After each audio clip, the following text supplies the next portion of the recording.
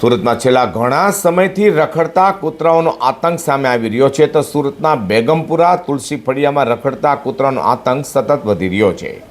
રખડતા કૂતરાઓએ તુલસી ફળિયામાં બકરી પર જીવલેણ હુમલો કરીને તેને ફાડી ખાધાની ઘટના બનતા સમગ્ર વિસ્તારમાં પણ ભય અને રોષનો માહોલ સર્જાવા પામ્યો છે। સુરતમાં ફરી રખડતા ભટકતા કૂતરાનો આતંક સામે આવ્યો છે। વાત છે સુરતના બેગમપુરા વિસ્તારે। બેગમપુરાના તુલસી ફળિયામાં રખડતા કૂતરાઓના ટોળાએ એક બકરી પર હુમલો કરી તેને ગંભીર રીતે ફાડી ખાધી હતી। આ ઘટનાના પગલે સ્થાનિકોમાં ભારે ભય ફેલાયો હતો અને સ્થાનિકોએ આક્ષેપ કરતા કહ્યું હતું કે અનેક વખત સુરત મહાનગરપાલિકામાં આ બાબતની રજૂઆત કરી હોવા છતાં રખડતા કૂતરાઓના ત્રાસ સામે કોઈ અસરકારક કાર્યવાહી કરવામાં આવી નથી। તો વધુમાં સ્થાનિકોએ ચિંતા વ્યક્ત કરતા કહ્યું હતું કે આજે બકરી પર હુમલો થયો છે, આવતીકાલે કોઈ બાળક કે રાહદારી પર હુમલો થાય તેની પાલિકા દ્વારા રાહ જોવામાં આવી રહી છે।